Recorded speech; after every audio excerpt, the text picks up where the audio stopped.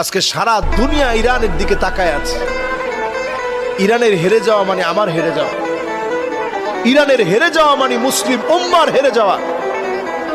এই জন্য এই সময় তাদের জন্য আমরা দোয়া করি, কিভাবে তাদের হাতকে শক্তিশালী করা যায়। সারা পৃথিবীর সবাই মিলে এখন মুসলমানদের একটাই চিন্তা হওয়া দরকার, কিভাবে মুসলমানদেরকে ঐক্যবদ্ধ করা যায়, কিভাবে মুসলমানদেরকে ঐক্যবদ্ধ রাখা যায়। আজকে সারা দুনিয়া ইরানের দিকে তাকায় আছে। ইরানের হেরে যাওয়া মানে আমার হেরে যাওয়া, ইরানের হেরে যাওয়া মানে মুসলিম উম্মার হেরে যাওয়া। এই জন্য এই সময় তাদের জন্য আমরা দোয়া করি, কিভাবে তাদের হাতকে শক্তিশালী করা যায়।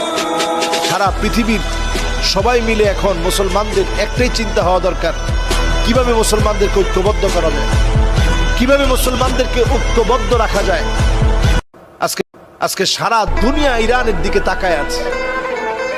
ইরানের হেরে যাওয়া মানে আমার হেরে যাওয়া, ইরানের হেরে যাওয়া মানে মুসলিম উম্মার হেরে যাওয়া। এই জন্য এই সময় তাদের জন্য আমরা দোয়া করি, কিভাবে তাদের হাতকে শক্তিশালী করা যায়।